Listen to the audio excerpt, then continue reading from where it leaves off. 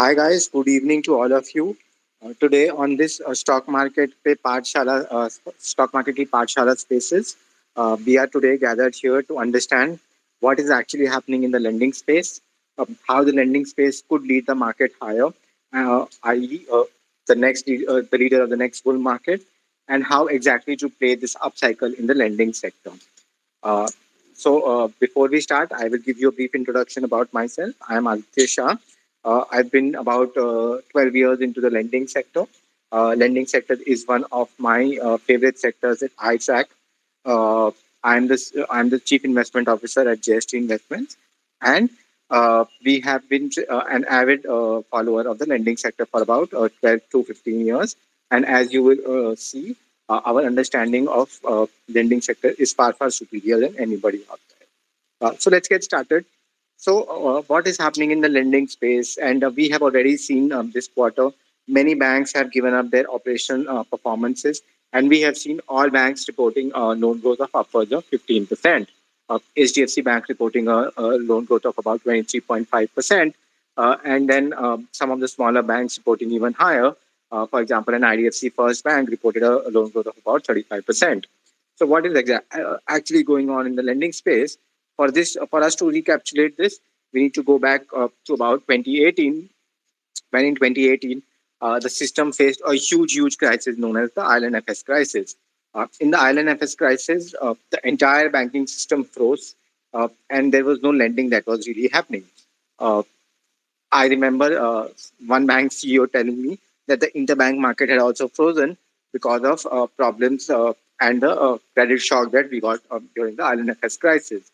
People were not lending to each other. AAA rated NBFCs started to default. By AAA, I mean DHFL, which was a AAA rated entity, had defaulted on its obligation. Right. So at that point in time, the system credit growth started to go into the negative, and we had huge problems. Nobody was wanting to lend to each other.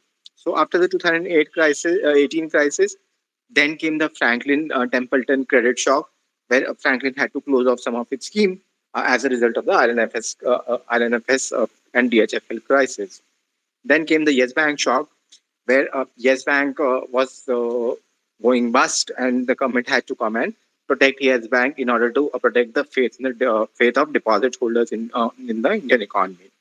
So, as if these were not really enough, the credit growth was slipping into a negative territory, and there was huge problem in the Indian economy. Then came the bigger shock, the COVID-19 crisis. The COVID-19 crisis really meant that the Indian economy had to shut down. Once the Indian economy really had to shut down, we saw that there was a huge surge in NPAs. This was a retail NPA crisis. All the other NPA crisis, right from 2010, right up till 2000 and from 2010 right up till 2018-19, all of them were corporate NPAs where big corporates defaulted. But this time around, what was happening is corporates had access to capital from the various schemes that the government had bought, but retail who had lost their livelihood because of government closing down the nation have faced a lot of problems in repaying their loans. For some banks, the NPA rose from about 1% to 10%, 15%. It was a terrible state of scenario for the entire lending sector. One of the banks was on the verge of going bankrupt. The management had to resign, and the new management came and saved the bank. We have seen the problems with RBL Bank also, which was the result of the direct impact of COVID-19 pandemic on the bank. Right. So COVID-19 was really bad, but but COVID-19 was the start of cleanup of the balance sheet and end of all of the problems for the lenders. What the RBI forced all banks to do during COVID-19 was to raise capital. All banks today sit on capital adequacy ratio upwards of 18, 19, 20%. So this means that all private sector banks are ready to lend into the economy and are sitting on huge capital which they can deploy, which they were not deploying over the last 2 to 3 years. That's the first point. The second point that COVID-19 did was it cleared out all the bad NPAs for the entire system, not only for PSU banks, but for private sector banks as well as NBFCs, as well as PSU banks, as well as small private sector banks. It forced all of the banks to clean up their books. Books have not been cleaned this much over the last 10 to 15 years, right? Uh, it's been 15 to 10 to 15 years since SBI has got this clean book. SBI, which is one of the largest banks in this country, with a book size of about 28 lakh crores, did not have this clean up balance sheet for the last 10 to 15 years. That's the second point that is out there. The third point is from 2018 to about 2021, the economy faced very, very big challenges because people were not borrowing to lending to each other. What was really happening? Credit growth into the system started to uh, bulge towards a 65-year low credit growth. Nobody was lending to each other. Because no one was lending to each other, the economic growth in the country was becoming lower and lower. So now what is happening? Now this is happening as economies across the world face a problem of recession. You say Europe, you say China, you say US, all of them are facing huge recession problems. Not China, but Europe and US are facing recession problems, and China is facing a massive growth slowdown, which the government is trying to fight. What is happening in the Indian economy? In the Indian economy, it's exactly the opposite. What we have seen is RBI has reported 16% credit growth over the last 15 to 20 days.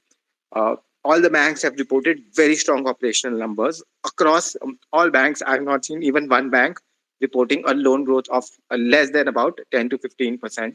Of course, this comes at a lower base, but however, even to grow on a lower base is something. Today, the system credit growth is in high double digits. In high double digits, as in 16 to 17%, which should go to about 20% as time really moves on. So, the first ingredient for the economy to do really well is to have credit growth. And now we are seeing lenders are not afraid to go ahead and lend in the system. That's the second point that is out there. Lenders are going ahead and uh, giving loans to people. In fact, today I heard Ujjivan and Equitas, which are small finance banks and do microfinance predominantly, saying that microfinance sector has also bottomed out, and uh, the microfinance sector will give them a 25 to 30% growth. The most riskiest lending is done by banks who do microfinance. Microfinance is unsecured credit uh, at very high interest rates. So if these banks are saying that these sectors have really bottomed out, then it is really very good news. That's the third point that is out there.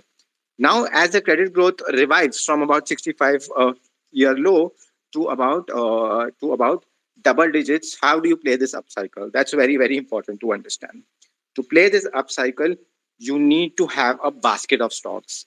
Uh, in any sector, when the sector goes through an upcycle, you need to have a basket of stocks. For example, in 2021, the IT sector went through a very big upcycle, and all IT stocks got re-rated. The smaller ones to a lesser extent, the larger ones to a lesser extent, and the smaller ones to a very large extent. However, the larger ones also fell very less, and the smaller ones practically halved from their top. So, what do you need to do here? My point is build a basket of stocks across the portfolio for different types of lenders. We'll come to that in one point in time. So let's first talk about the large private sector banks. Large private sector banks are gaining market share in deposits, are gaining market share in loans. In India's banking sector, the large become large become even more large.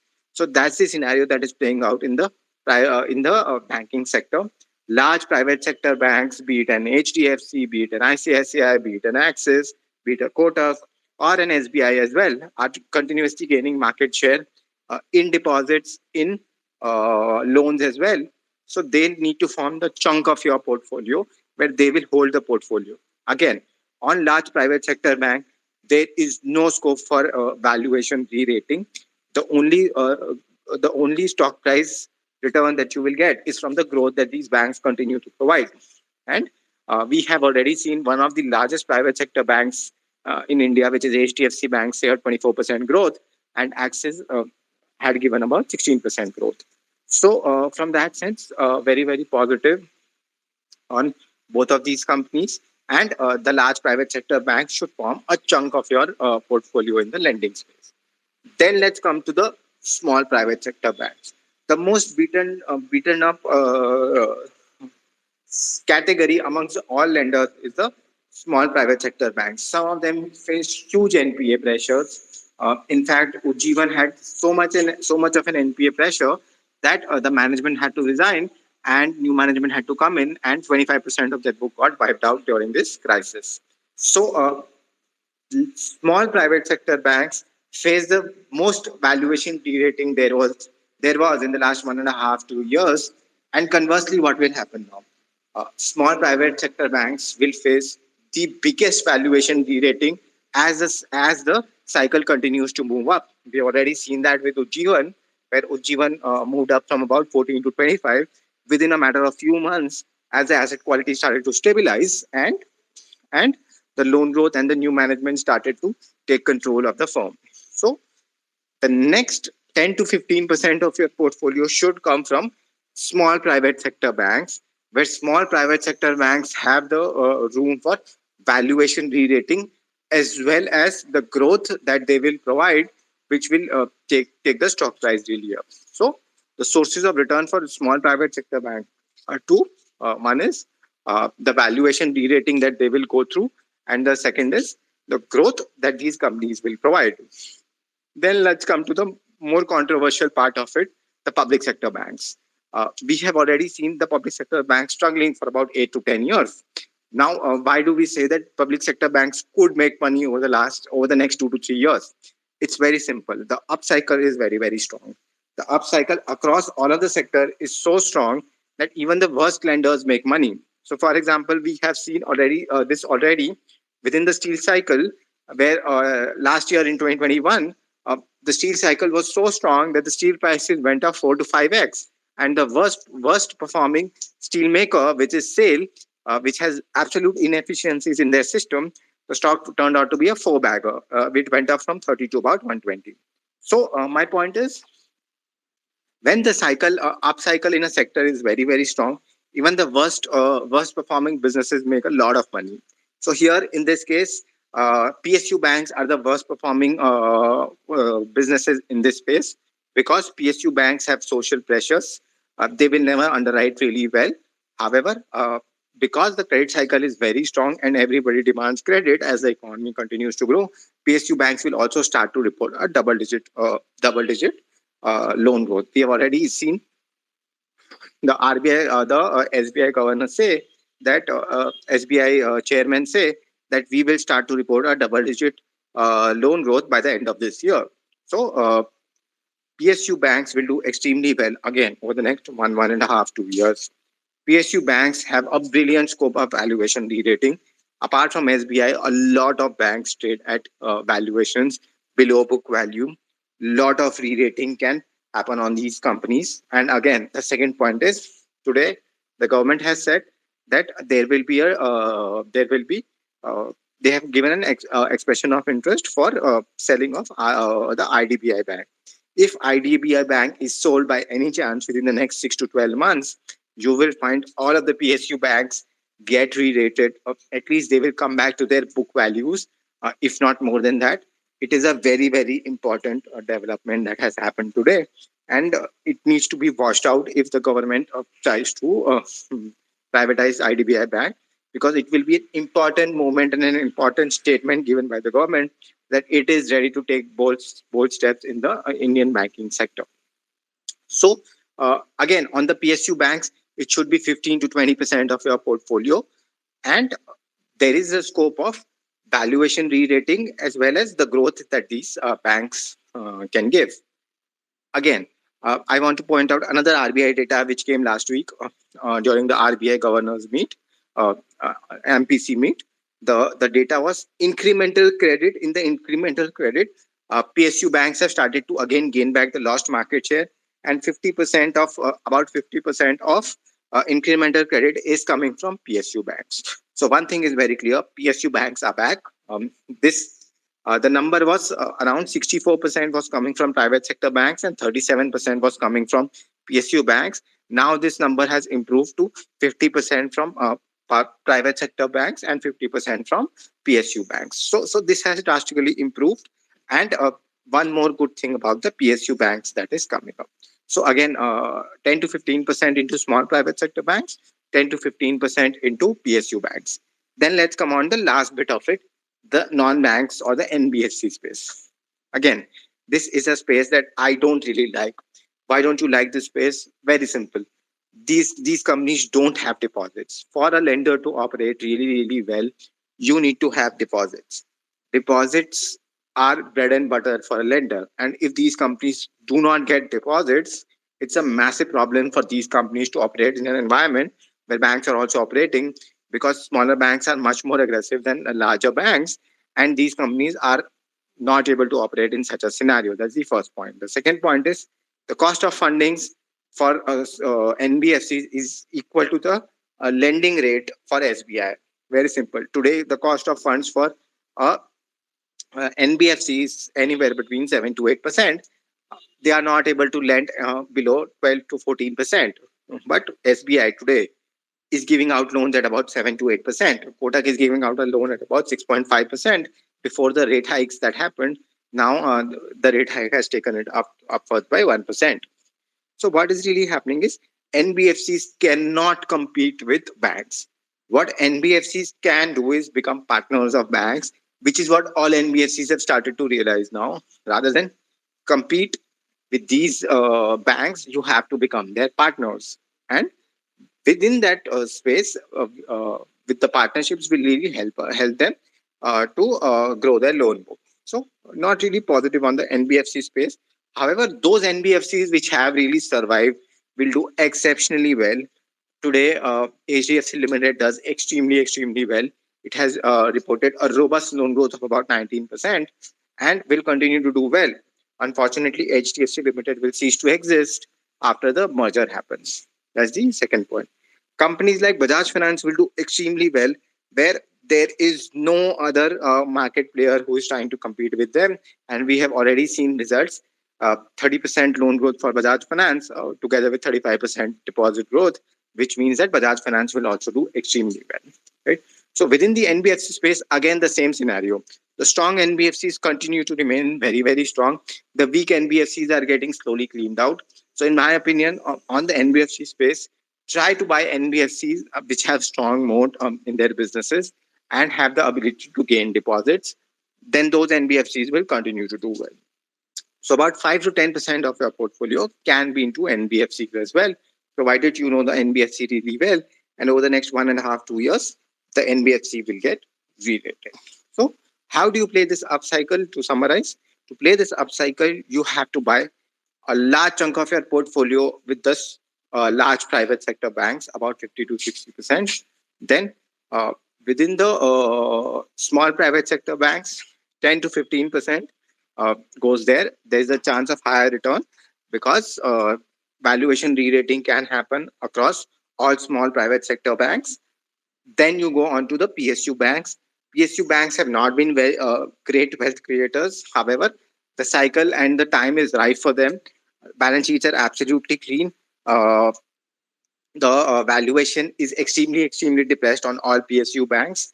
In fact, some of them trade below book value, and they have the capital now to go ahead and lend. So, 10 to 15% of your portfolio can be into PSU banks as well. And the last puzzle of the piece is the NBFC space, where you have to go ahead and buy very strong NBFCs because uh, NBFCs do not have any power to price their loans. Their cost of deposits is very high as compared to a private sector bank or a public sector bank, and they don't have access to any deposits, which means that they will always have to lend at higher rates. The second point is the balance sheets of many NBFCs are not very clean, and we don't understand what is really going on. So 5 to 10% of your portfolio can be aligned there. So that's how you should be making your financial services portfolio as we go into a credit up cycle. Now, how long will this credit cycle last? This general credit cycle we have seen does last about 2 to 3 years, not more than that. After 2 to 3 years, a lot of NPAs start to come out, and we are again in that doomsday scenario where only the lenders who have tried to underwrite well will continue to do really well. Otherwise, all other lenders will start to come back down. Now, I want to tell you what is the leading indicator and why I think that the credit growth will be very good. Uday Kotak in 2018, before the IL&FS crisis, completely stopped lending to anyone. Much before the IL&FS crisis, he saw what toxic loans were getting given out in the lending sector, and he stopped loans and he warned us that there is a problem that is coming up. Now, what Uday Kotak is doing? Uday Kotak's loan growth is about 40%. Uday Kotak is gaining market share in credit cards, which is the unsecured space where Kotak was very averse to grow in 2018 and 2019.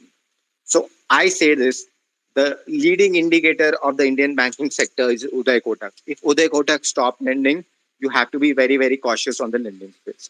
If Uday Kotak starts and goes and lends aggressively, it means acha time aa gaya hai. And within the Kotak annual report, we have seen Uday Kotak being very bullish, and he says this, that India का time आ गया है, हमें parachute लगाना है because developed economies में थोड़ी problem हो रही है. But apart from developed economies, Indian economy is on a very strong. So with that, I will end my remarks here. Very bullish on the lending space. The lending space will be the leader of the next bull market. It will lead the market up. It is just a matter of time. We have seen the updates from all the banks.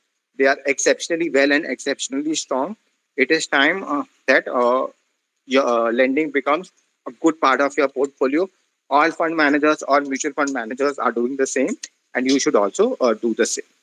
Now, if I address a couple of questions, uh, what is the problem with HDFC Bank? Why is HDFC Bank not giving returns? Very simple. I have voiced my opinion on HDFC Bank hundreds of times. HDFC Bank is a very strong bank. We have already seen the way HDFC Bank is getting deposits. It is a very strong franchise. In fact, within its merger with HDFC Limited, it will find humongous amounts of uh, humongous amounts of uh, synergies with HDFC Limited, and you will see HDFC Bank becoming India's top bank within the next 5 to 10 years. So why is the stock not performing if everything is very good? In the near term, HDFC Limited does not have a lot of provisions on its books uh, like HDFC Bank does, because HDFC Limited is an NBFC, right? So what happens is, uh, HDF, because of 4 lakh crores of HDFC Limited's book, HDFC Bank will anywhere need between 40,000 crores to 80,000 crores to be deposited in CRR, SLR, and those kind of instruments, which do not give very high returns and could depress the ROE of the bank in the near term. However, 1 or 2 years down the line, after the merger is done and after all of these problems are sorted, the sheer scale of the bank will mean that the bank will do tremendously well. And I had tweeted this yesterday that HDFC Bank adds a Kotak Bank every 3 quarters. 3 quarters is a little bit too much. Maybe 3 or 4 quarters, they add a Kotak Bank. So, in my opinion, this is an absolute wrong narrative that HDFC Bank has a management problem. HDFC Bank does not have a management problem. HDFC Bank is embarking on a new journey where it is opening up much more branches than it ever was before, and uh, the journey towards becoming the number one bank in this country, leaving behind SBI. That's the first point that I wanted to make. The second point that I wanted to make on IDFC First Bank. It is a very talked about stock on Twitter, and most of the people have not done any study. Rather, they just keep saying about V. Vaidyanathan.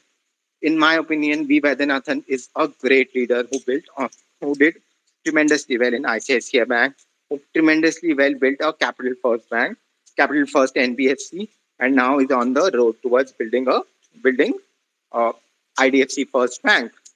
Building a bank and building an NBFC are very separate things. Till today, we have not seen how is he underwriting when he's come under a bank, because all the NPAs got housed off by saying that these are all infrastructure loans. And because this was the sin of the previous management, we don't know. We don't know what is the underwriting quality of the bank. To trust any bank, the seasoning of the NPA should really happen. The seasoning of NPAs happen 3 to 5 years down the line, and not now. V. Vaidyanathan is a great leader, understood. But you don't make money just by betting on great leaders. You have to also see what they are doing underneath the bank. And underneath the bank, the strategy is not very clear. The company is doing on the deposit side of it. Company is giving very high interest rate on CASA. It is concentrating too much on CASA rather than getting term deposits, which has been one of my reservations. CASA can flow out anytime they want. However, deposits are very sticky in nature, and they should go after term deposits. That's the first point that I wanted to make. The second point that I wanted to make is the company is refusing to take bulk deposits. If I were a banker, I would take bulk deposits because it helps me get a lot of liabilities within one go. Of course, the concentration risk should not be there. However, the bank has to work over time to understand the concentration risk. That's the second point that is out there. The third point is the cost of funds for the bank is extremely high as compared to all other private sector banks. Right? All other large private sector banks have a cost of funds significantly lower than what IDFC First Bank does. And IDFC First Bank has to compete within the same market as um, someone like an HDFC Bank or someone like a SBI. So, this consequently means that IDFC will have a lot higher NPS since it will not be able to lend at about 8%, where all other large private sector banks can lend at 8%, and IDFC will have to go and lend at about 12 to 14%. So all in all, what I'm trying to say is I don't have an opinion about IDFC First Bank. I'm trying to understand. For me to form an opinion about a lender takes massive amount of time to understand what the lender is really doing, how the lender is really growing, and how the seasoning of NPAs have come up. There's a lot of hype around the stock, which is really very scary. Don't get carried away by the hype around the stock. Ask the pertinent question to the management. I personally tell you, I have lost a lot of money in RBL Bank when I refused to question the management around the underwriting qualities of the management. From there, I learned you should always question what the management is really trying to do and how is it trying to grow the book. That's on IDFC First Bank.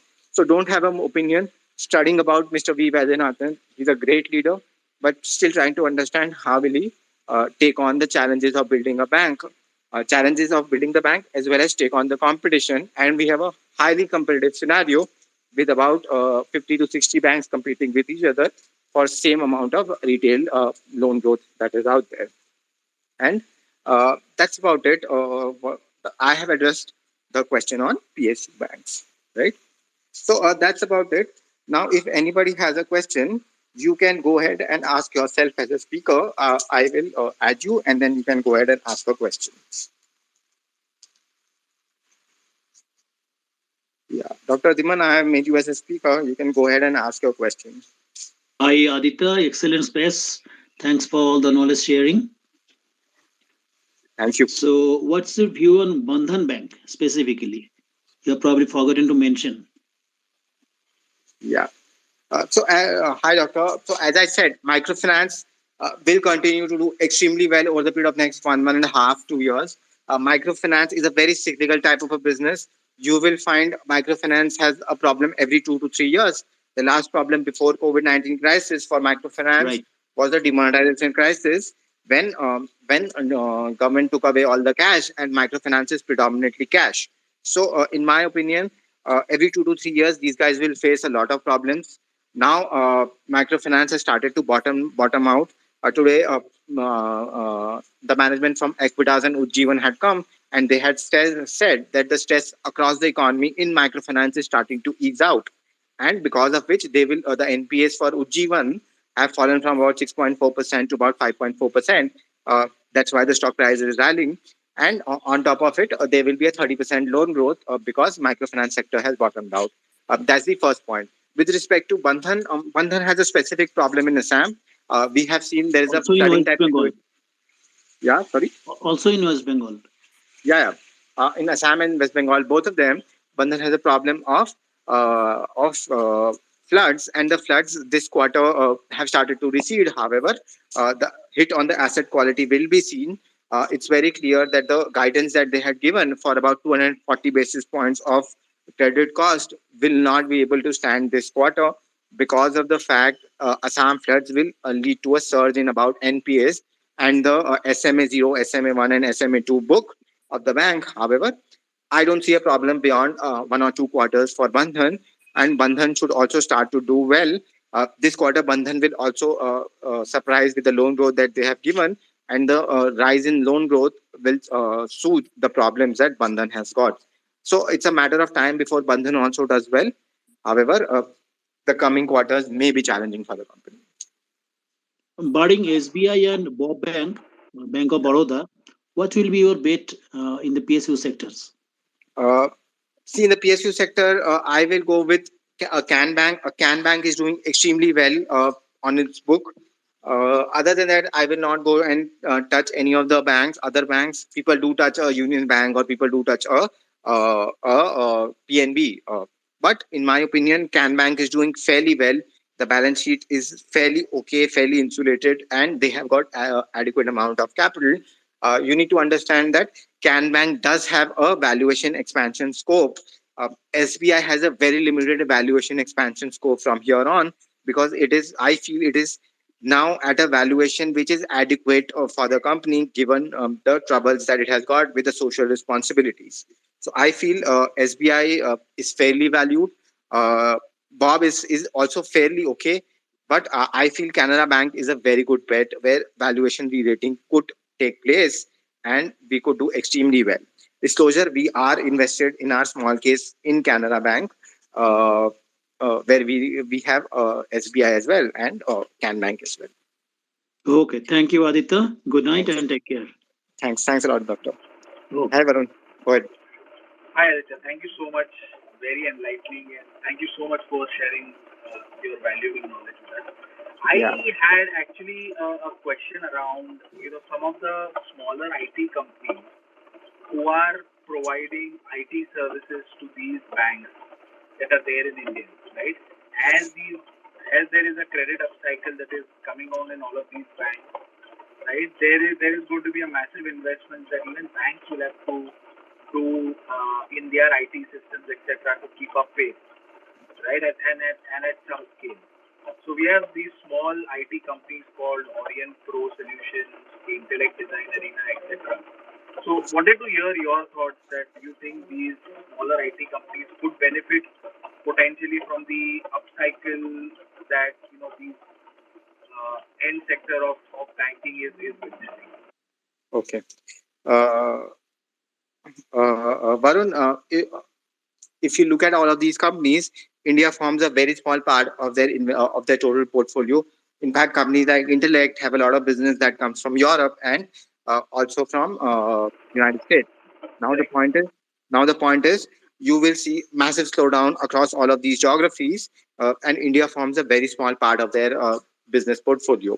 So, in my opinion, it does not matter for the market. The valuation of all of these companies has taken a back because of the simple reason that the valuation got re-rated in 2021 and the demand is no longer what it was in 2021. So, in my opinion, you may cherry pick and say that India is very strong, so I should buy these companies. However, in my opinion, the demand across Europe is just faltering. Europe is on its back foot big time because Russia is playing havoc with Europe's economy, and discretionary spending in Europe will be negligible over the period of next 1 or 2 years as Russia goes through with its war and the uh, energy prices continue to remain very high. Now today we have already also heard someone from the US Fed saying that they are adamant that they need to raise interest rates to about 4.5% to cool off inflation, which basically means that the Fed is saying, I'm not interested in the growth of the economy. I'm more interested in killing off inflation at any cost, which means I'm also ready to pull off a recession. The Fed is telling you in very cryptic words. So what is happening is US is also saying that I'm going to slow down big time next year because of the 4.5% interest rate.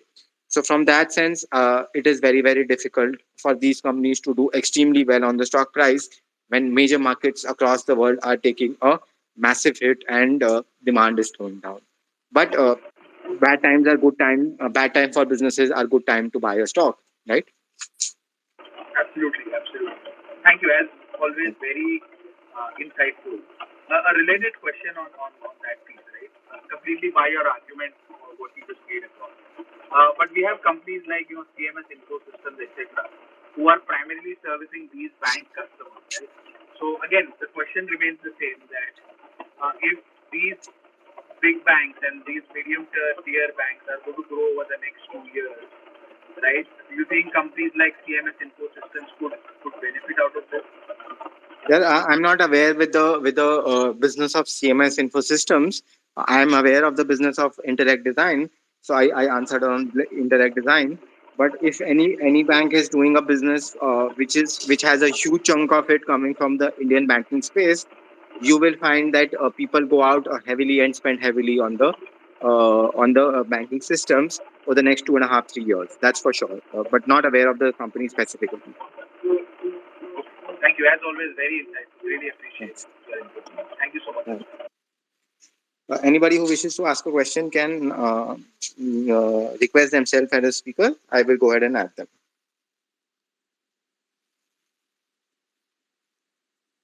Okay, I have a question which says that can you give your view about IIFL Finance?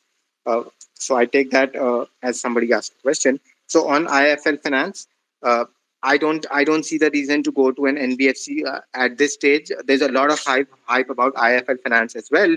It may also do well in the next 1 or 2 years. But in my opinion, I feel that better to stick with bigger NBFCs who have a moat around their business. I tend to let go of these companies. Vinod, you can go ahead and ask your question. Hi, Aditya. I'm asking, what about what is your view on federal bank like small private banks like Karur Vysya and Federal Bank? That's it. Okay. See, on Federal, it's a very good company with a great brand. Uh, where even the late Rakesh Jhunjhunwala got frustrated with Federal Bank somewhere in 2018 or 2019. I don't remember the exact time. He got very frustrated with the management and the inability of the management to scale up the franchise really, really well. At one point in time, the late Rakesh Jhunjhunwala was invested big time into Federal Bank. Now, unfortunately, after that incident, he sold off a lot of his position. So, in my opinion, the management does lack a little bit of scalability on the Federal Bank side of it. But nothing against the management. Great brand, great franchise, doing some exceptional work in gold loans as well and in the south as well. But why can't a Federal become a Kotak? The difference is the management. On Karur Vysya Bank, I don't see the reason why you should be going to a Karur Vysya Bank at this stage.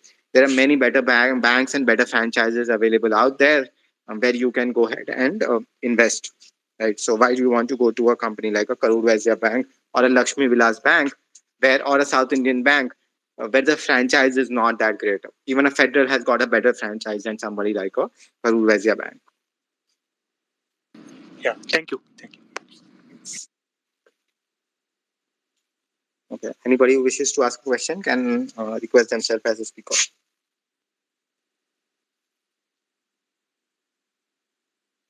Okay. Somebody has asked me my view on Equitas Small Finance Bank.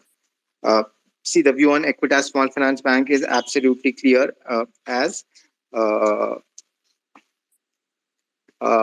as I had said on Bandhan Bank as well. Similar thing. Today, PN Vasudevan, the existing CEO of Equitas Bank, had come in, and he had said that the asset quality on the microfinance side of it continues to be extremely strong, and therefore microfinance will do extremely well over the period of next 2 to 3 years. Of course, Equitas Small Finance Bank is diversifying its book away from microfinance as well. However, a good chunk of it is also in microfinance. So it will also do well over a period of next 2 to 3 years. The important part to look at Equitas Small Finance Bank is who is the next leader at Equitas, what is his strategy, and to evaluate them. So a little bit of uncertain phase for Equitas Small Finance Bank until the new leadership comes in and sets off their agenda about what they want to do with the bank. Right? Mm. So if anybody wants to ask a question, can go ahead and request themselves as a speaker. Somebody in my DM is asking me what is my view on Finance, Cholamandaram Investments, and Bajaj Finance. I've already said Bajaj Finance is a great quality franchise. Bajaj Finance is doing extremely well. Uh, Bajaj Finance has reported a loan growth of about 30% this quarter. Of course, there are some problems in the repeat number of repeat loans that the company is giving out. However, I don't see it as a problem over a longer period of time. It is just that the company is coming out of the COVID-19 crisis and taking all the necessary actions to grow. The next big growth for Bajaj Finance will come from the super app that they are developing, which should double out their customer base within a period of next 2 to 3 years. So I'm very positive on Bajaj Finance as a company. However, the problem with Bajaj Finance is the valuation on the company is extremely high. Uh, Valuation is completely out of whack for a company that does not even have 2% market share in the entire lending space. The valuation is about 4 lakh crores, which is nearly about half of what HDFC Bank trades at today. So which is really completely out of whack. And you have to be very careful on Bajaj Finance. Of course, we hold Bajaj Finance across our portfolios for a very long time now. We'll continue to hold so. However, uh, you need to be very careful on Bajaj Finance. That is the Bajaj Finance's valuation. Business wise, it will do extremely well. Then on Cholamandalam Finance is a good company. You can continue to hold on inside the portfolio. Not a problem as such. Uh, that's on both of those companies. Hi, Sandeep sir, would you like to say something?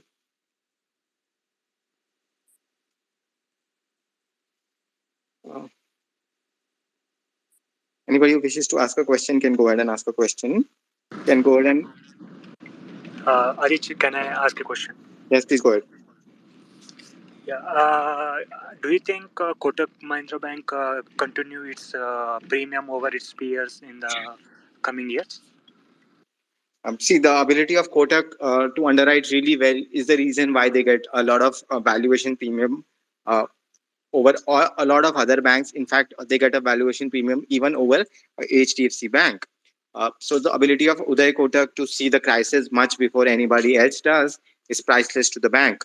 The problem with Kotak now is Uday Kotak's term is ending because RBI has said that MD cannot run the bank more than 15 years at one go, and his term is waning off.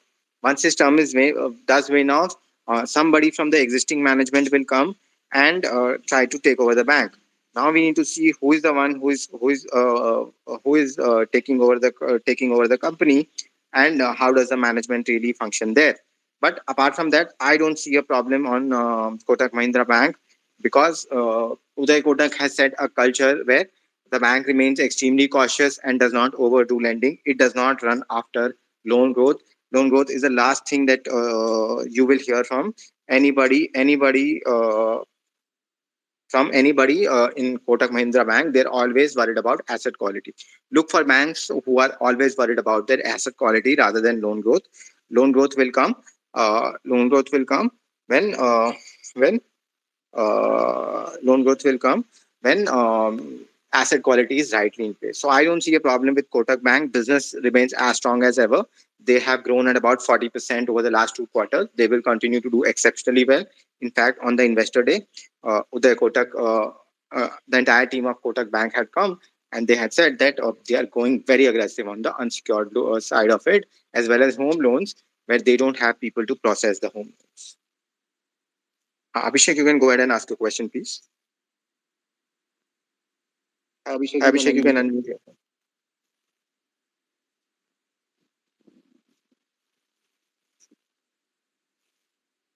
Yeah, Abhishek, you can ask your question.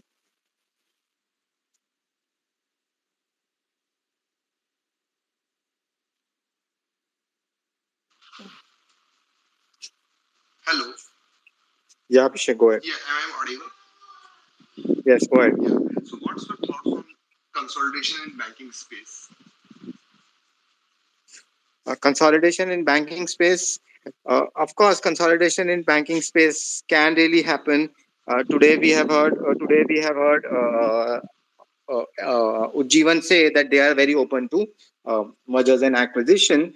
And with IDBI coming on the block, I will not be surprised if one of the strong banks picks up IDBI, not for the asset franchise of SBI of asset franchise of IDBI, but for the deposit franchise of IDBI. The deposit franchise of IDBI continues to be extremely strong, and if somebody does want to have a banking license, what better way than to buy a bank which the government already owns?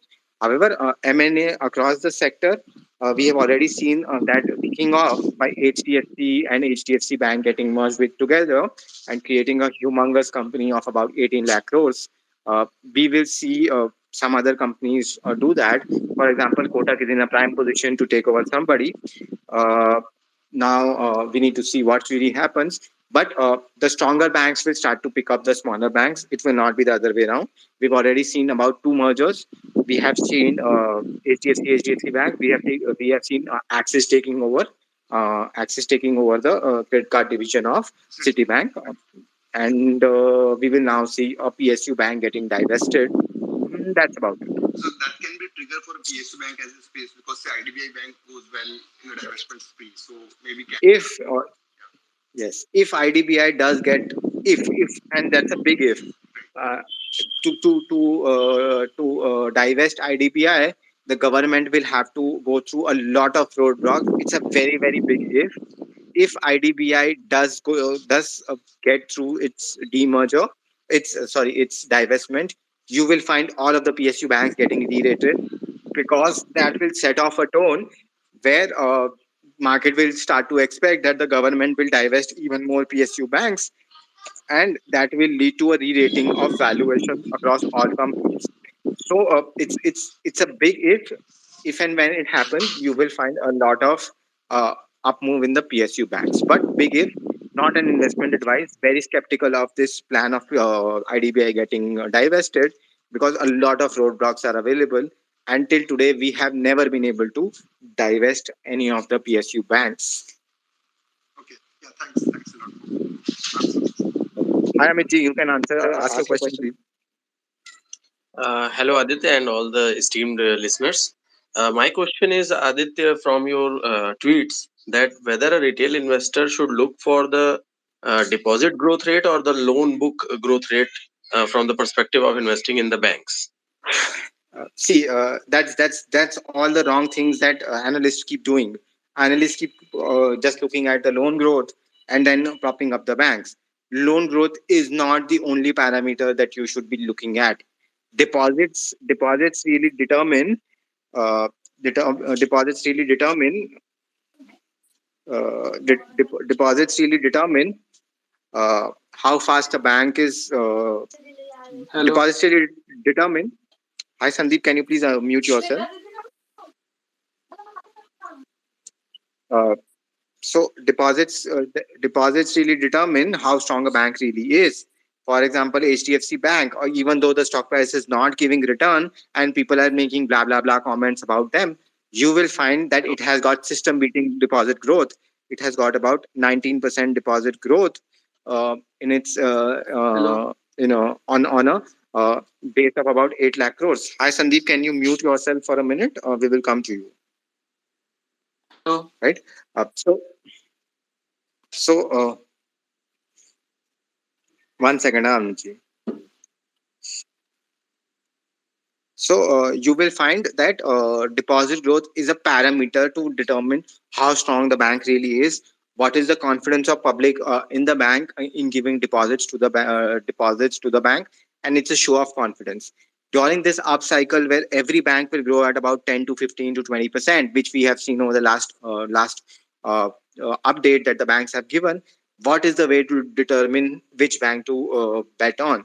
The simple answer is look at the banks where they are gaining deposits straight away. HDFC Bank has not even raised their deposit rates. They are slowly raising their deposit rates, and you will find that their deposit growth is very, very high. In fact, in over the last 4 quarters, HDFC Bank's deposit growth has outperformed any other bank's deposit growth. In my opinion, while the market is fixated in creating narratives about why HDFC Bank is doing badly and ICICI Bank is doing very well, behind the scenes, I also get to know that in the debt markets, the HDFC Bank is moving very fast. We have already seen them raising some 81 bonds, and on the deposit side of it, also they are doing very well. In fact, and let me talk about Kotak as well.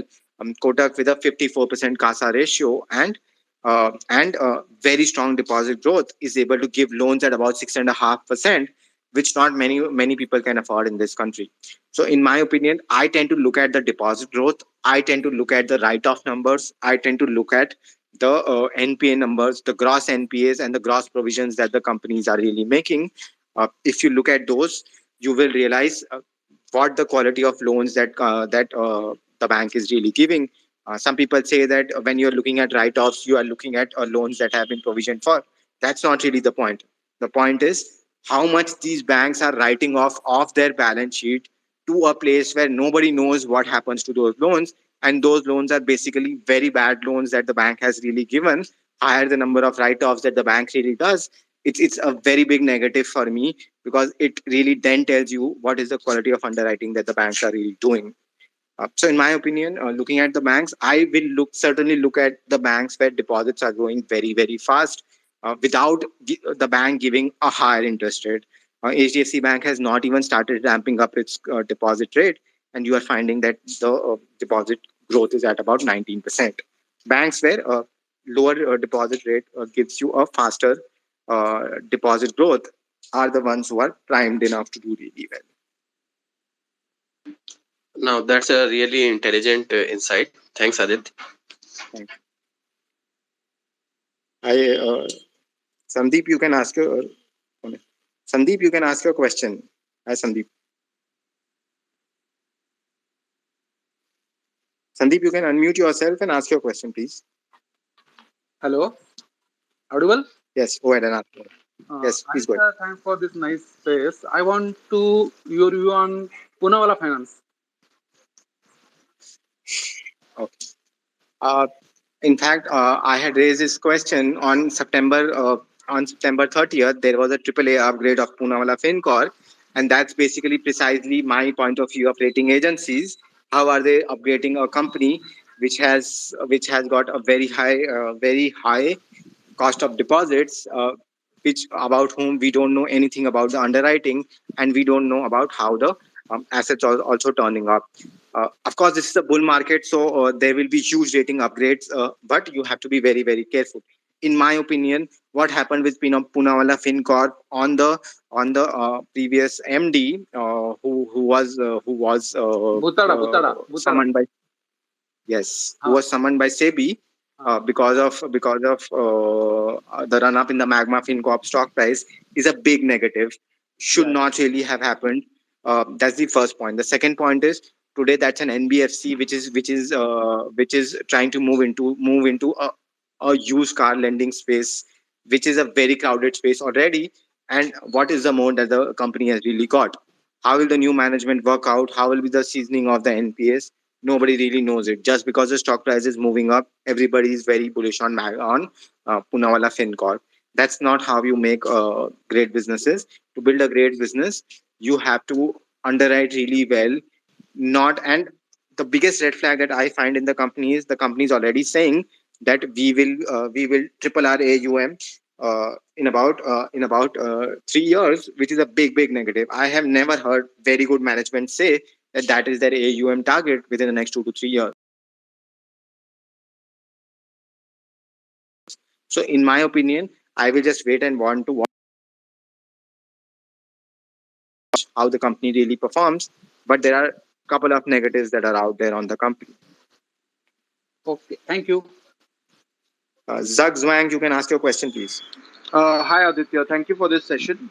I just had a query. Piramal Enterprises, do you think they have got around to understanding and running their business as a bank? Do you think they will be approaching for a banking license, or the DHFL shadow has not yet gone over them? It's nothing to do. Piramal has got nothing to do with DHFL. Piramal will never become a bank. That's the first point. The second point is Piramal has got its own set of problems where everybody, the underwriting of all the other companies, where the loan book of all the other companies was healing, and Piramal had to again take a write off last quarter because of their corporate loans. The corporate loans, the builder loans on Piramal's books are very toxic. It has got nothing to do with the DHFL. They are still in the process of healing that.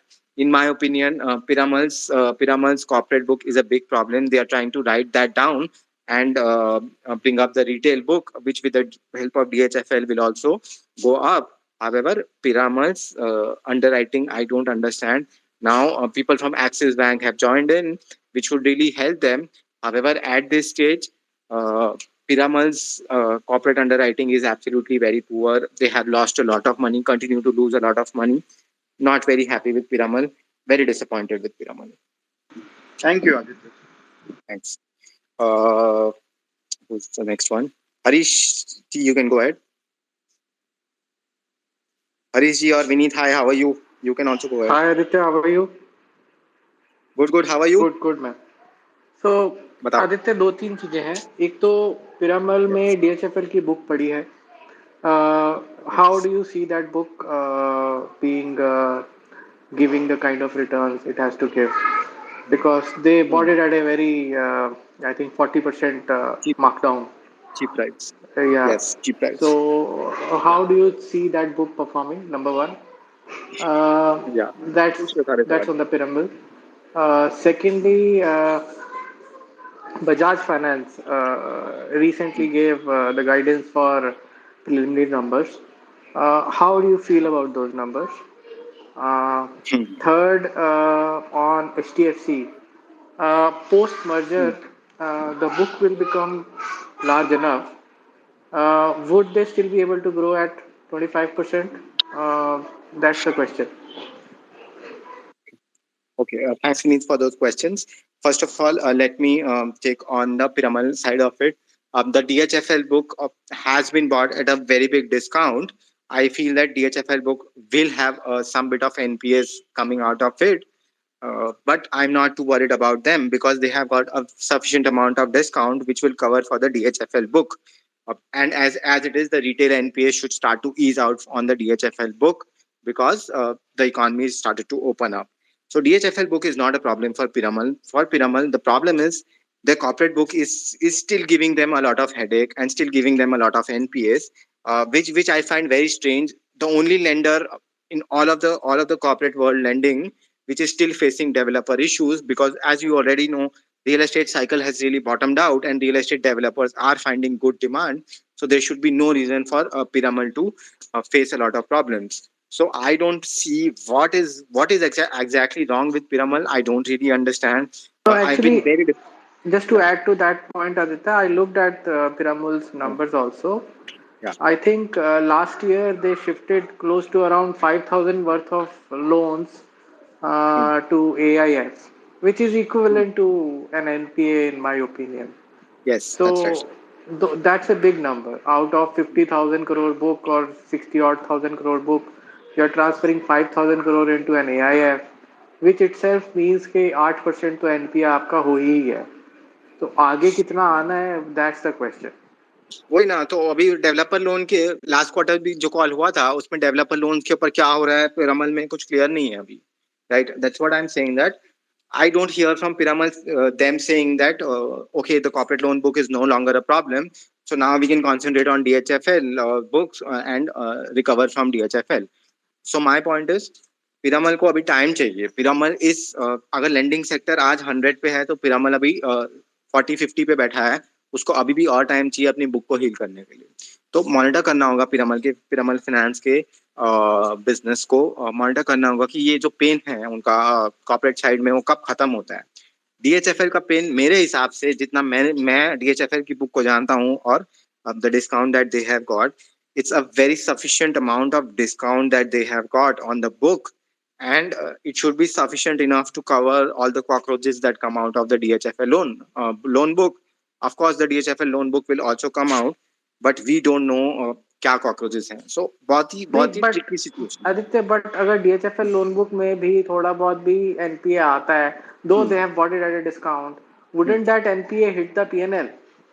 Of course, but DHFL का पूरा AUM जो है वो पिरामल की book के ऊपर नहीं है, because they have got a discount. The whole AUM is not on the book of Piramal. आप पिरामल की अगर प्रेजेंटेशन पढ़ोगे तो आपको रियलाइज होगा दैट पूरा AUM बुक पे नहीं है, and that's the whole point of the discount that they have got.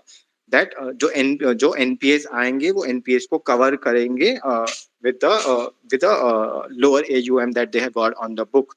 Of course, NPAs बढ़ेंगे पिरामल के, वही किसी को पता नहीं है अभी क्या बढ़ेंगे. एक सीधा एग्जांपल देता हूँ. In the last days of DHFL stopped working. The collection mechanism of DHFL stopped collecting money from the loans that were outstanding. So the problem then started. जो NPA नहीं बनने थे वो भी NPA बन गए हैं DHFL के. It will take time. That's what I'm saying on DHFL. It will take on Piramal. It will take a little bit of time.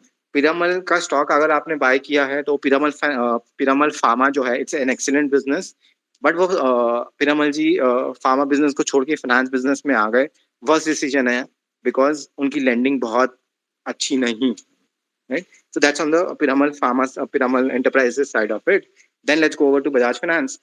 In my opinion, some of the operating metrics of Bajaj Finance are a little bit weak, but that is to be expected because लोग stock price के ऊपर जाते हैं. Bajaj finance has had a terrible last 2 years. Stock price ऊपर जा रहा है, ठीक है बात, but on the business side of it Bajaj finance has got a terrible 1.5-2 years, which I have never seen. मैं बजाज फाइनेंस को इंसेप्शन से ट्रैक कर रहा हूँ, which I have never seen Bajaj finance face. Really उनको NPS के प्रॉब्लम थे, really उनको राइट ऑफ्स लेने पड़े बड़े सारे during the COVID-19 crisis. That's why right now a little bit of operating metrics are a little bit on the shallower side for Bajaj Finance. But I think that they will cover up over a period of next 1.5-2 years. और जैसे ये super app आएगा उनका, the active customer base will move from about 2 million to about 4 million, which will again help them grow drastically. So in my opinion, the BNPL space has been captured by Bajaj Finance and HDFC Bank with their festive treat concept. Uh, they will do extremely well. So I don't have a problem on Bajaj Finance. Of course, Bajaj Finance का valuation जो है वो तो out of pack है, तो अलग story है. But on the business side of it, the success of the super app will try to determine what really happens. ठीक है, ये हुआ बजाज फाइनेंस के ऊपर. तीसरा on HDFC Bank. On HDFC Bank, यार the combined book will become 18 lakh crores. ठीक है, अब अगर बैंक ग्रो करना चाहे तो वो 20% से आराम से ग्रो कर सकता है. Not a problem for the bank, right? Why? Because demand इतनी strong available है market में कि for a lender who is borrowing at about 3.5-4%, he can go and lend about 18 lakh crores के ऊपर 3.5 lakh crores every year. That's not the problem. The problem is how will the bank be managing that underwriting standard? That's very important. In the initial years, I feel that they will take time to create synergies. Once the synergies are through, once the mechanisms are through in process, मुझे नहीं लगता कि 20% से वो क्यों नहीं grow कर सकते while keeping the asset quality in check. If anybody can do it, it is the scale of HDFC Bank. HDFC Bank को बहुत लोग गाली भी मारते हैं, ठीक है, अभी भी मार रहे हैं कि रिटर्न नहीं दिया, ये नहीं हुआ, वो नहीं हुआ. मेरे हिसाब से उनके बिजनेस में कोई प्रॉब्लम नहीं है. मेरे हिसाब से वो 20% से भी ग्रो कर सकते हैं आराम से. मैनेजमेंट के ऊपर कॉल है कि वो कितना मैनेज कर सकते हैं अपने बुक को, कितना फास्ट ग्रो करना. And I have seen HDFC Bank through COVID. They have significantly lessened down their retail growth because they were very unsure of how the retail growth will turn out. So in my opinion, अगर वो करना चाहे तो कर सकते हैं, but वो slow down करना चाहे तो वो slow down भी कर सकते हैं. But I don't see that as a concern for the market right now. The concern for the market right now is near term ROEs का क्या होगा. Near term ROEs hit होंगे because बैंक को पैसा लाना पड़ेगा बहुत सारा SLR CLR बुक को मेंटेन करने के लिए, which if RBI gives dispensation will be very good for the bank, and that's why the stock price is also not responding well.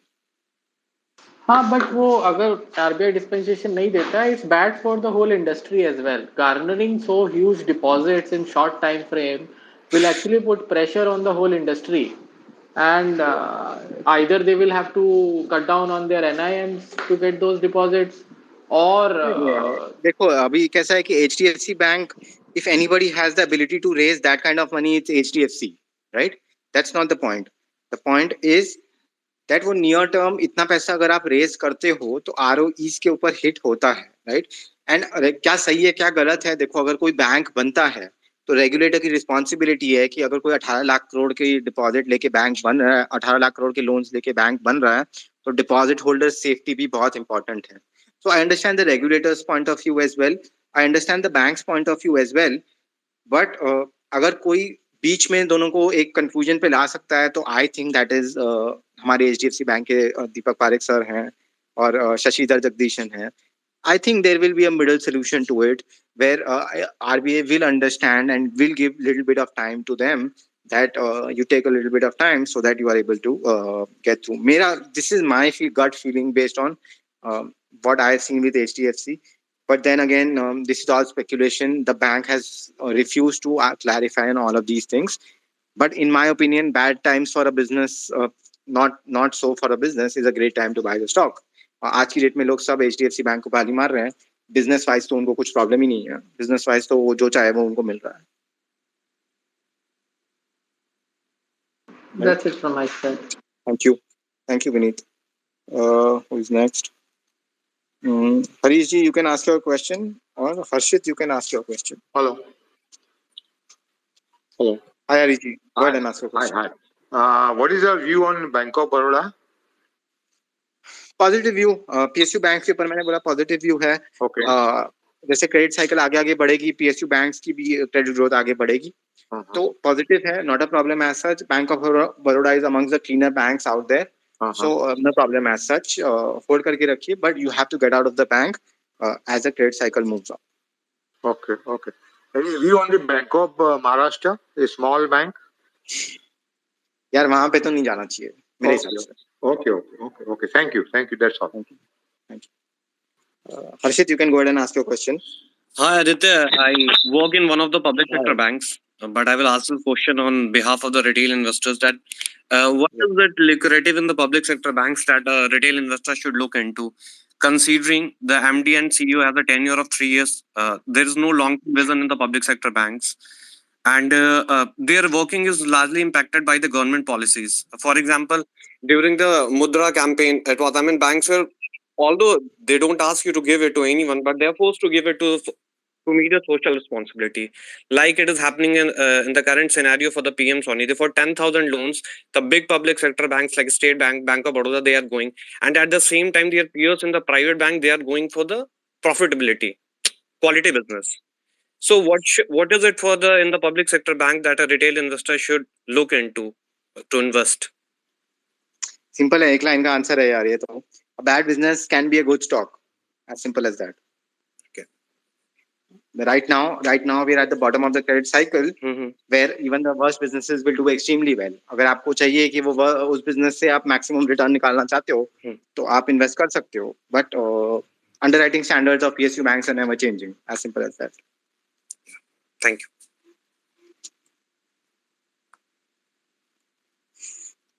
Hi Ashish, you can go ahead and ask your question.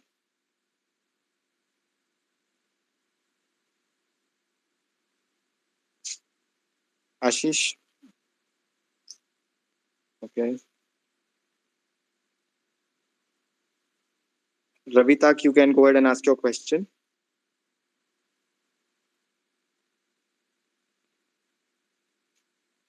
Ashish or Ravitak, you can go ahead and ask your question. Thanks Aditya for the opportunity. Kindly provide your views on HDFC Line and Icici Lombard for 5 years SIP. Okay, so this was only a lender space, but I will answer that. On HDFC Life, the company continues to do extremely well. However, the near-term hangover of the merger of HDFC with HDFC Bank continues to hang over the company. We don't know what the regulator will say about HDFC Limited holding HDFC Life, or when HDFC merges into HDFC Bank, what HDFC Bank will have to do with this with its entities is not really known, and which is a little bit of hangover for the company. However, on the business side of it, HDFC Life continues to do extremely well. the move towards term plans, towards higher margin businesses is already happening, and the growth for the business continues to be extremely well. The merger with Exide Life is continuing to be extremely good, and the synergies are coming about. So, good business.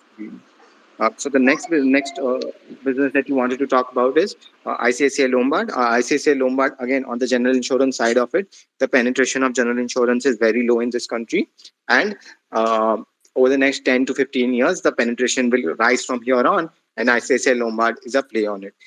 I don't prefer ICICI Lombard as such. There are many better plays that are unlisted, so I will have a cautious view there.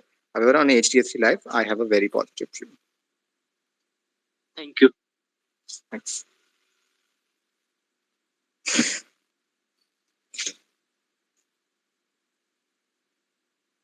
So anybody who has last 5 minutes, anybody who has a question can go ahead and ask it. Last 5 minutes before I close the space. Hi Aditya, a very good evening. Good evening.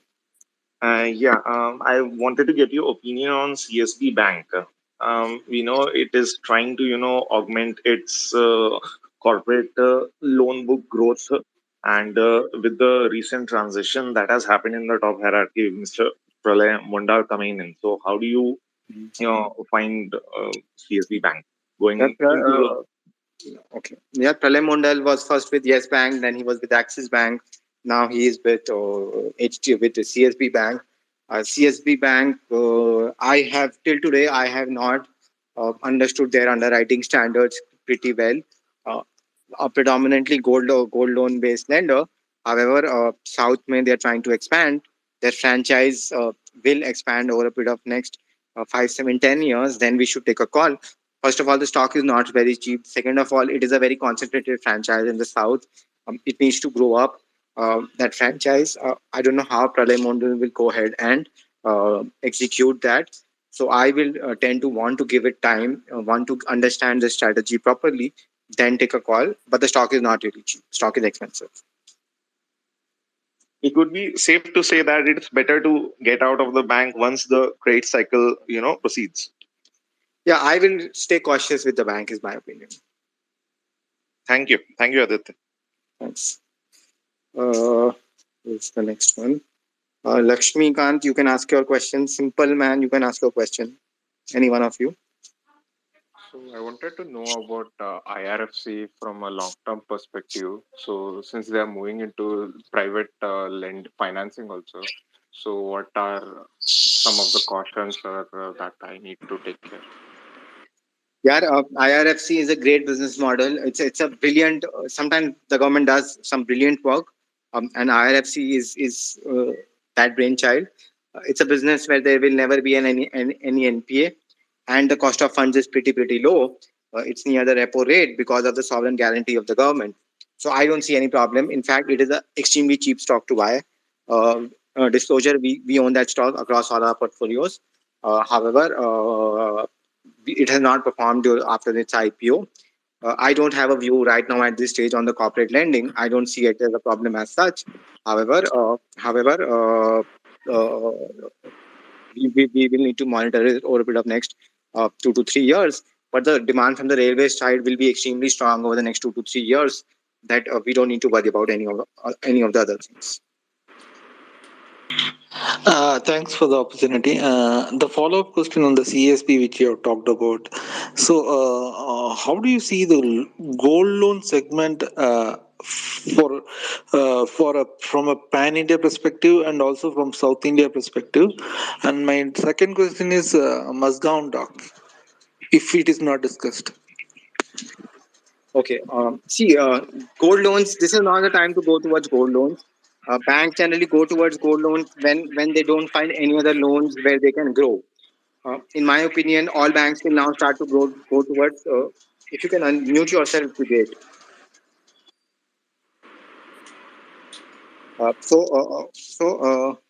Banks right now should start to move towards unsecured lending, because unsecured lending will give them maximum returns at this stage rather than a gold loan, where a bank on a gold loan will not do a very high interest rate, because of the cost of deposits being low.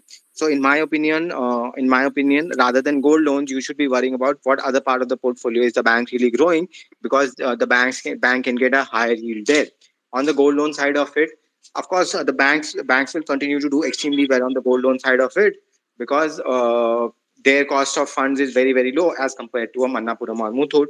So positive on that sense on the gold loan side of it. And Mazgaon doc, if it is not discussed. Yes.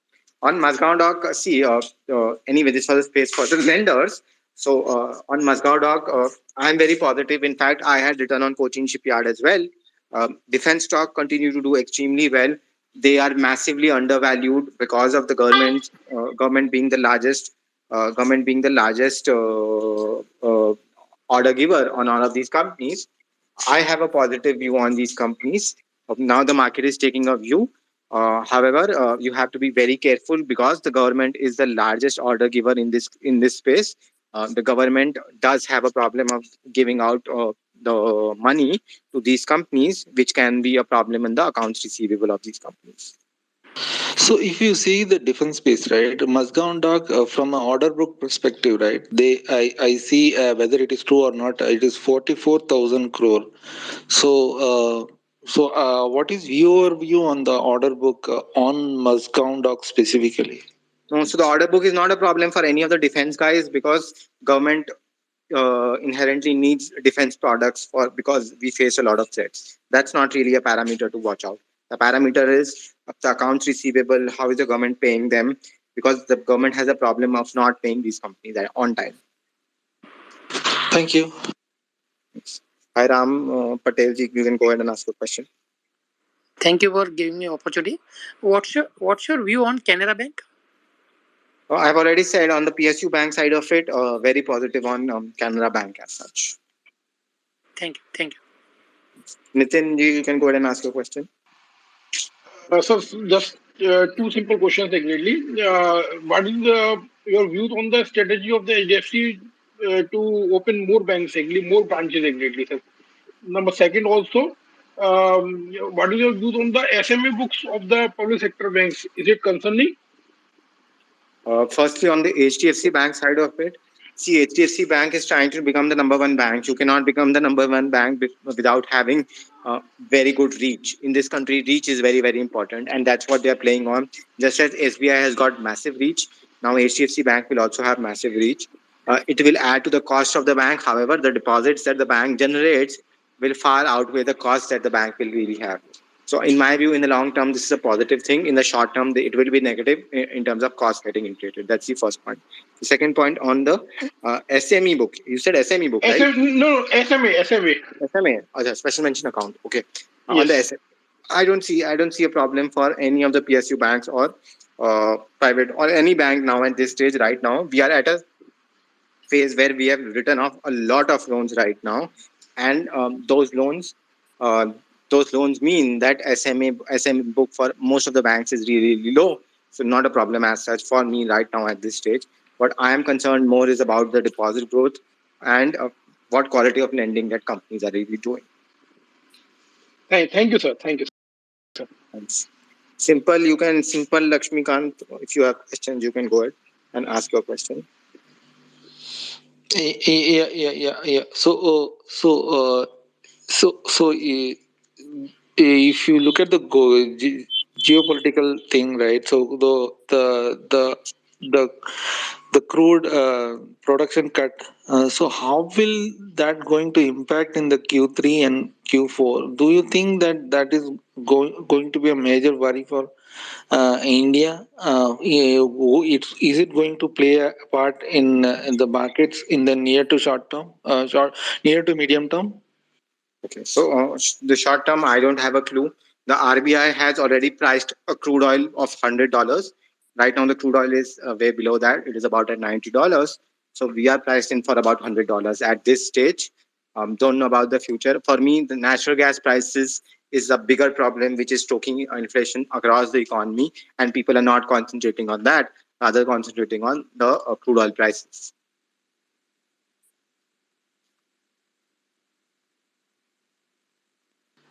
Okay, this is an off-record question. So the Gujarat elections are in, right? So how do you play the Gujarat-centric companies, and what are the stocks which are to look out for? No, so I don't do all of these things. I don't pay for the elections, or I don't do all of these things. There are many Gujarat-based companies available, but I don't really understand how will it impact. We are a long-term investor out here, investing in high-quality companies, so will not be able to answer that question. Okay, yeah. Thank you. Rohit, you can go ahead and ask your question. Rohit? Hi, Aditya. Good evening. So my question is related to housing finance companies. So to be specific, Aptus Value and Home First Finance. So in this rising interest rates, right? How these upcoming housing finance companies can manage their margins, and how they compete with the big players like HDFC and all those. And there's no comparison of these companies with HDFC Limited, because they operate in a very different market. Yeah. That's the first point. They cannot compete with HDFC Limited or the banks or anybody of that sort. So what happens is these companies try to lend to tier 2, tier 3 borrowers, which have a higher probability of default. That's the first point. Second point is there's no way that these guys can control their cost of borrowing moving up. We've already seen somebody like an Equitas Small Finance Bank see their cost of borrowing moving up this quarter as the repo rates continue to move up. So, in my opinion, we cannot do anything about it. They will continue to rise. The interest rate for all of these companies will continue to rise. But as the demand for housing is extremely strong over the last 1.5 years, these companies will also do well. The real time to judge them is 1.5, 2 years down the line when NPA start to come out, and we will see then what happens. Okay, got it. Thank you. Thank you. Pranjal, you can go ahead and ask your question. Ravi, you can. Ravi? Yeah. Sir, actually, I am. Okay, one of you, please. Hi, Aditya. Thank you for giving me this opportunity. Good evening. So my question was on co-lending. So right now, a lot of NBFCs are talking about co-lending. So I was just wondering if this could become like a good business strategy going forward, given NBFCs provide reach while banks provide cheap funds, especially in the case of gold and microfinance lending. Of course, banks, NBFCs now have to do a co-lending model because they don't have the ability to compete with banks. This is what I exactly said in my opening brief, that now banks will have to, NBFCs will now have to do a co-lending model. That's the only model. You see Paytm also following it. You see companies like Yieldwise also trying to follow the same. NBFCs don't have the power to compete with banks. Banks have deposits, which in this country nobody understands. It's the bread and butter of lending. So, in my opinion, NBFCs, apart from the top ones, will not be able to compete with banks. Okay, thank you. Okay. Raviji, you can go ahead and ask a question. Yeah, Mr. Aditya, actually, I am investing in flexible cap, 20,000 SIP through SIP. But jab market. Raviji, you got cut out.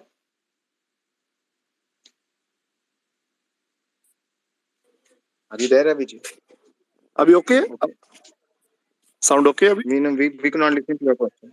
Yeah, please go ahead. Yeah, actually, मैं flexi cap में shift कर रहा हूँ 20,000 का, but I am investing when market go down na, right 500 or 600 points nifty, then I will investment around 20,000, 30,000 at that time. Is this the right strategy or should I change it to? I have long term. Of course, this is not the right strategy. आपको कैसे पता कि market गिरेगी? No sir. अगर market ऊपर जाएगी तो क्या करोगे? No, I will hold. I will wait for the next down. और अगर market नीचे नहीं गया तो क्या करोगे? So मेरा शिफ्ट चल रहा है सर 20,000 का 25,000 का, that is normal. हाँ तो normally so I think what you are trying to say is normal SIP is going on, and when the market falls you try to add more. Is that what you are saying? Yes sir. Yes sir. So that's a good strategy. But your SIP must continue to go on. Yeah. You can add. Yeah. You can add when the market really falls. That's a good strategy. Yeah. When any time market down 500 point, I add 20,000, 30,000 according to my saving. Yeah, thank you. Yes, Thank not you. a problem. Thank you. Ashish, you can go ahead and ask your question, please. Okay. Anybody, the last 1 minute, anybody who has a question can unmute themselves up from the speakers and ask. Otherwise, Hello. yeah. Any Harish, view on the Linde India Limited? नहीं यार हरी जी, this is financial Sorry, services sorry, lender sorry. space only. So nobody, मैंने answer. Sir, any views on AU Small Finance Bank? Again, from AU, very disappointing set of numbers. The loan growth and the deposit growth, both of them lagged the pure smaller banks. So very disappointed with those numbers as such. But going forward, they should also not have a problem. All of these companies should do extremely well. So not a problem as such, but very disappointed with the numbers right now at this stage. Okay, Hiren, you can go ahead and ask your question. Hiren, you can unmute yourself and ask. Yeah, hey Aditya. I just had a question about V. Vaidyanathan. Currently, what he has promised 2 to 3 years ago, he is completely doing that.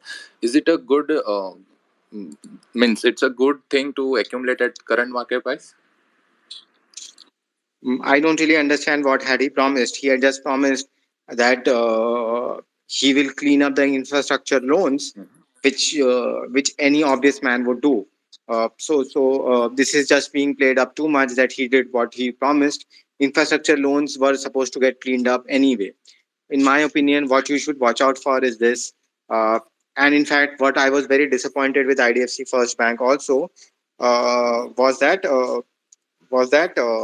they are starting to talk about loans that were given before COVID and loans that were given after COVID, which makes me think that even before the merger had taken place, their underwriting standards after the merger had taken place, the underwriting standards were different, and after COVID hit, the underwriting standards were different.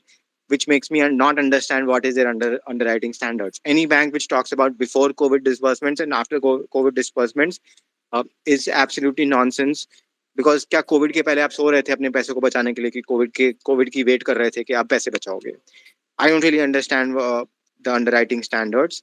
V. Vaidyanathan is a brilliant guy, no doubt about it. But too many people are not asking the right questions to V. Vaidyanathan about his underwriting strategy, about his deposit strategy, which I don't really understand. So I'm not saying that I'm a positive or I'm a negative. I'm neutral right now, trying to understand what he's trying to do. Uh, Time will tell how is he doing over the next 2 to 3 years. He will also do really well as the cycle goes on. But you need to give him more time. Too much limelight is being given to V. Vaidyanathan. Too less time is being given to him on performance. Last 3 years cannot be the parameter of what he does because I feel that uh, a lot of victim card is being played out that I was given a bank where the bank was not good, this that, but he chose to merge with a bank which was not good, right? So we need to give him time, is my opinion about it. Hi Aditya, sorry. Earlier I couldn't hear you. Would you mind if you could cover your thoughts about Manappuram and Muthoot Finance again? Do you think they are available at a decent valuation now for a 2-3 years investment horizon? No, I am. The pressure on Manappuram and Muthoot will start to ease out as banks try to move away from gold loans at this stage and move towards unsecured products where the yield is better for the banks. But I am fundamentally very negative about Manappuram and Muthoot because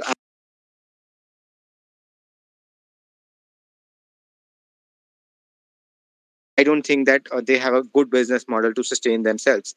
Of course, that's my view. People have very different views, and people bash me up also for my view.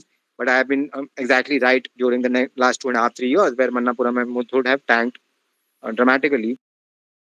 So I don't have a positive view on the gold financing NBFCs per se because NBFCs cannot compete with banks. Okay, thank you. Yeah. One more final question. Since you talked about IDFC first, so how important is so I in the private space, IDFC is the only one which is going strength on the CASA quarter on quarter. So how, in your view, how important? Also, their technology spend is more compared to other peer banks. So in your view, what do you how do you see this tech spend? Technology, of course, on the tech spend, IDFC is doing a brilliant job. Kudos to them for investing in technology. The first point. The second point is the CASA ratio is higher because they are giving higher deposit rates to people to put their money there. So that comes with a higher cost of funds. That's the second point. A higher CASA ratio is also not good because CASA can vanish tomorrow. If you have money or you have 1 lakh rupees in your savings account, if I lower the interest rate, you will straight away pull that money out, right? A higher CASA ratio is also not a very good thing. A higher term deposit is a very good thing because term deposit is far more stickier than a CASA product, and which is where IDFC is not growing that fast. It is going slowly, right? It is growing at about 18 to 19% as far as I remember. I read the numbers. 18 to 19% is fair enough, which is a normal growth. It is not a super normal growth that is there, uh, right? So that's that. So when you say tech spend is good, right? So sourcing will the tech spend is targeted towards sourcing of the business, right? So how different it is for when you see Axis or ICICI or HDFC? How do you see it will be played out in the next 3 years or 4 years? Using tech to get deposits, using tech to get loans is a long game product. It is not a short term product. It takes 5, 7, 10 years to get that strategy right. So in my opinion, they're not doing something that is out of the world. In fact, I have my reservations about how IDFC First Bank gives out its credit card. Let me give you an example. Uh, I had applied for an ICICI Amazon Pay credit card, and I had applied for an IDFC First Bank credit card. IDFC First Bank did not ask me for anything on my income tax returns. However, ICICI Bank did ask me to give my complete income tax details to them, which makes me wonder, does IDFC even check those numbers or not? Which is very interesting thought that is there in my brain. So not everything is technology. There's some things that I also needed to be checked. So that's my opinion. I need to understand this better. So I'm not saying that IDFC is good or ICICI is good or IDFC is bad. But what I'm saying is this was a blunt difference that I observed. Giving instant credit card can lead to future NPAs. Okay. Hello. Yeah. Yeah, I thought this is Amit Grover. I have a couple of questions. Do you really think that the banks can, grow their deposits at 18, 19%, considering the bull market and the boom in the equity markets for so long? That's one. I've worked with the, banking industry for about 27 years, and it's only recently that I quit Axis Bank. Just to answer your query on credit cards, the banks have some kind of internal process where they give the pre-approved credit cards. In my opinion, I really don't think that the banks can grow their deposits by 18-19%, considering the bull in equity markets. Let me give you the system deposit growth. System deposit growth is at 10%. Okay. It's not in double digits. It's 10%. HDFC is at about 19%. HDFC is a very different bank. Yeah, that's a very different bank. From the very beginning, I've been watching it for the past 20 years almost. My question is, the franchise is very different. Yeah, franchise is different. My question is regarding Arman Financiers. Arman has shown about 30% of their loan book as SME loan book. While I don't doubt their capability to scale up the smaller microfinance business, now they are giving out SME loans at 30, 32, 34%. 32%. What kind of SMEs are borrowing those amount of money, and what kind of money they would be making? मैं सोचता हूँ अगर मैं आपको एक बात बताऊं, इस कंट्री में अगर आप 10 साल का आरओई किसी भी बिजनेस का 20% से ऊपर देखोगे, अगर ये पैरामीटर लगा दोगे, सिर्फ यही पैरामीटर लगा दोगे, तो आपको सिर्फ एक ही कंपनी मिलेगी, उसका नाम है Asian paints. Hmm. Okay. Apart from that, no business is able to consistently make that kind of an ROE. Exactly. Okay. But these companies go ahead and give loans at about 32%, which is crazy. And I wonder who is the one who is borrowing it. Basically, what you are saying is for every 100 rupees, give me 30 rupees back. Basically, you're bankrupting the borrowers. Zamindar Exactly. system. Exactly. But Arman's, growth has been stupendous. And I mean, I have taken a long-term bet on Arman for the next 15 years. I mean, I'm invested about 5% So of Amit my. ji, we will do this conversation off record. I will DM you. I have had great interactions with the Arman CEO also. Okay. So I will DM you. We'll take this offline. Okay, great. And Canara Bank, where do you see the next 2 years? I mean, just any kind of levels. वही positive view है. PSU banks all positive view है. Okay. Okay, thank you. Thanks. Okay, Srini Reddy, last question. Aditya, great space then. Thank you so much. I have two questions. One is on Ujjivan. And so Ujjivan, I saw your tweet that like during COVID, they almost wrote off close to 9% of their total book. So with COVID passed over, what do you think is your view on Ujjivan for a near medium term? Okay, and the second question is that with the credit growth picking up now, especially in SFB and even in MFI also, how long you think that this cycle would continue? These two questions, Aditya. Point number one, Ujjivan has already given out its results. On the results, the NPAs at one point in time were touching 10%. They're down to about 5.4%. 5.4, yeah. So the pain is healing. The wounds are healing for Ujjivan. And they have already done a QIP, where QIP will help them shore the capital and go ahead for 30% loan growth. Itira Davis has said today that they are doing 30% loan growth. So in my opinion, the wounds have started to heal for Ujjivan and everybody in the microfinance industry. The first point. The second point, what did you ask? You asked about you asked about the I forgot. What did you ask about? Are you there or not? So he went away. You asked about the MFI industry, or the MFI industry will do extremely well during the next 1.5 2 years. If that is what you asked, I just forgot what did you ask. Okay, Abdas, you want to ask a question? Sir, I wanted to know about Mass Financials. Sorry, not tracking that company, so won't be able to comment. Okay.